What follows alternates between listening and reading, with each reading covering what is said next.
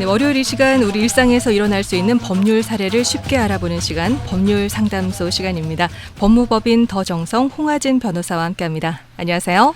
네, 안녕하세요. 법무법인 더정성 부동산 법무팀 홍하진 변호사입니다. 네, 반갑습니다. 오늘은 어떤 이야기를 나눠보나요?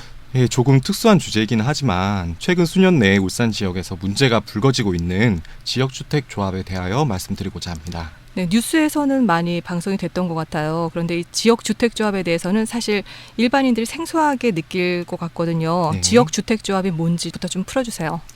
네, 지역주택조합이란 주택을 소유하고 있지 않거나 일정 평수 미만의 주택 한 채만을 소유하고 계신 분들이 조합원이 되어서 스스로 주택 건설 사업을 추진하고 일반적인 아파트 분양가보다 낮은 가격으로 아파트를 분양받기 위한 제도입니다. 일반적으로 아파트를 분양받는 방법과 또 좀 구체적으로 차이가 있나요? 예, 일반적으로 신축 아파트를 분양받으려면 먼저 시행사에 분양을 신청하고 추첨을 통해 얻은 분양권을 바탕으로 시행사와 분양계약을 체결합니다. 그리고 그 분양계약의 기초에서 특정 동호수에 입주하게 되는데요. 일반적인 신축 아파트의 분양은 일반적인 매매계약과 크게 다르지 않습니다. 시행사가 지은 아파트를 일반 대중에 판매하는 것이지요. 네. 반면에 지역주택조합에 가입한 조합원들은 아파트 부지를 매수하고 주택 건설 관련 허가를 얻고 시공사 선정에 이르기까지 사업 전반에 깊게 관여를 합니다. 즉 조합원들은 단순한 아파트의 구매자가 아니라 사업 주체의 지위에 놓여 있습니다. 따라서 사업 추진 과정에서 이익이 발생할 경우 그 이익만큼 더 싼 가격에 분양을 받을 수 있습니다.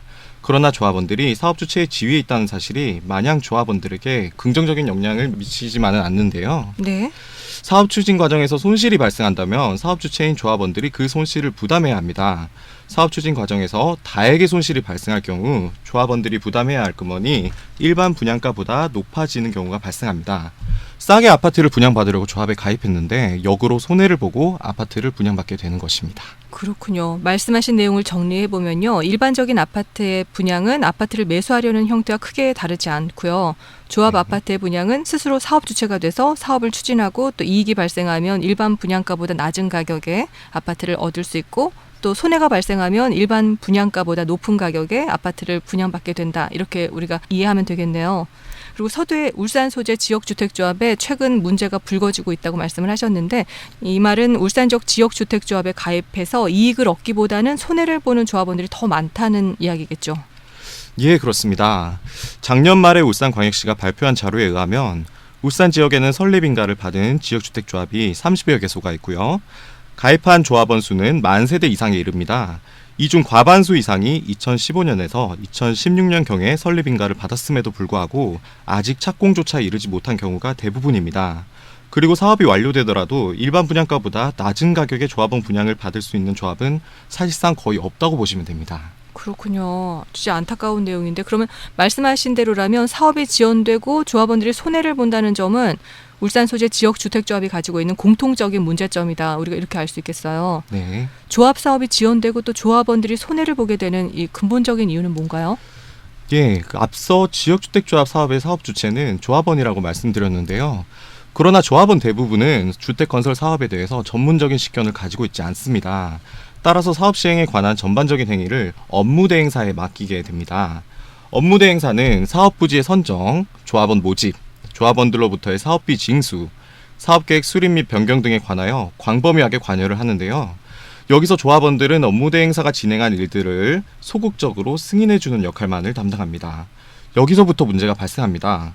지역주택조합 사업의 경우 명목상 사업 주체는 조합원들이고 사업에 필요한 자금도 전적으로 조합원이 부담합니다. 네.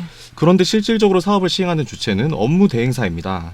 일반적인 주택건설 사업의 시행자는 사업 추진 과정에서 손실이 발생할 경우 그 손실을 떠안게 되기 때문에 사업 완수 및 비용 절감에 대한 관심이 높습니다. 그러나 지역주택조합의 시행 주체인 업무대행사는 사업 추진 과정에서 손실이 발생하더라도 당장 큰 타격을 입지 않습니다.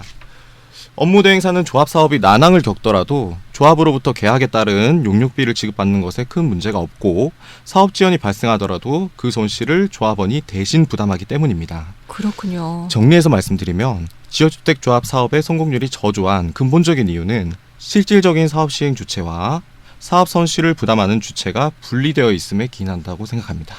그렇군요. 그러면은 지역주택조합에 가입한 조합원들이요, 사업이 지속적으로 지연되고 또 지속적으로 손해를 보는 상황에서 더 이상 조합과 함께하고 싶지 않다는 생각을 할 수 있잖아요. 예. 그러면은 이 지역주택조합에서 탈퇴는 가능한 건가요? 예, 그 지역주택조합에서의 탈퇴를 고려하고 계신다면 네. 가입하신 지역주택조합의 조합규약을 자세히 살펴보실 필요가 있습니다. 조합규약이란 조합원들이 최초에 조합을 설립할 당시에 스스로 제정한 자치법입니다. 조합과 조합원 사이의 법률 관계는 조합규약에 의해서 규율되고요. 탈퇴에 관한 문제도 마찬가지입니다. 대부분의 지역주택조합은 국토교통부가 배포한 지역주택조합 표준규약을 그대로 원용하여 사용하고 있습니다. 지역주택조합 표준규약을 잘 살펴보면 조합을 탈퇴할 수 있는 방법은 크게 두 가지입니다. 그러면 하나하나씩 좀 풀어볼게요. 첫 번째 어떤 방법이 있을까요? 네, 일단 첫 번째 방법은 탈퇴가 필요한 부득이한 사유를 소명하여 조합장에게 탈퇴를 신청하고 총회결의 등을 통하여 탈퇴 신청을 승인받는 방법입니다. 그런데 대부분의 지역주택조합은 탈퇴를 승인하지 않고 있습니다. 조합원이 탈퇴를 하면 조합원이 여태 조합에 납입한 돈 중 일부를 그 조합원에게 돌려주어야 되는데 네. 그 경우 조합에 필요한 사업자금이 부족하게 됩니다. 그렇죠. 그리고 그 부족 부분에 대한 부담을 남아있는 조합원들이 떠안게 됩니다. 결국 남아있는 조합원들로서는 본인들에게 부담을 가중시키면서까지 탈퇴를 허용할 유인이 없습니다. 실제로 조합 총회에서 조합원의 탈퇴를 허용한 사례는 거의 전무합니다. 그렇군요. 그러면은 사실 조합 탈퇴는 거의 불가능하다고 우리가 보면 되겠네요. 그러면은 두 번째 방법은 뭔가요? 예, 두 번째 방법은 이 관계법령상 조합원 자격을 상실시킴으로써 가입한 지역주택조합의 조합원 자격을 자동 상실시키는 방법입니다. 이 주택법 시행령은 지역주택조합 조합원이 되려면 조합의 설립일과 신청일부터 입주 시까지 세대주이자 무주택자여야 한다고 규정하고 있습니다. 네.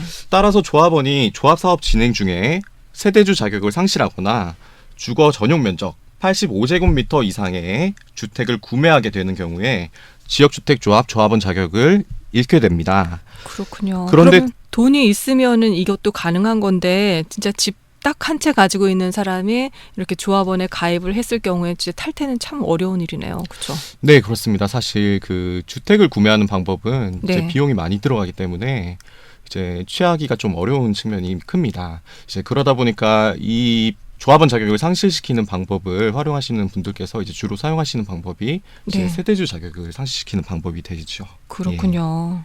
네. 그 대부분의 지역주택조합 조합규약이 주택법상 조합원 자격을 상실한 자의 조합원치는 자동 상실된다는 규정을 두고 있습니다.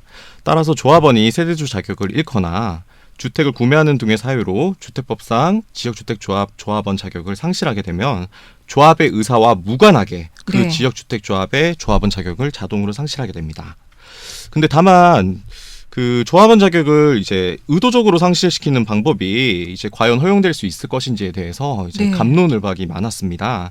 그런데 이제 최근 울산지방법원 1심 판결들과 그리고 최근 부산고등법원 판결이 네. 이제 조합원 자격을 의도적으로 상실시키는 방법으로 지역주택조합에서 탈퇴하는 것을 이제 허용하는 판결을 내린 바가 있습니다. 그렇군요. 그 사건이 대법원까지 이제 가서 이제 그 향방의 귀추가 좀 주목이 되었었는데요.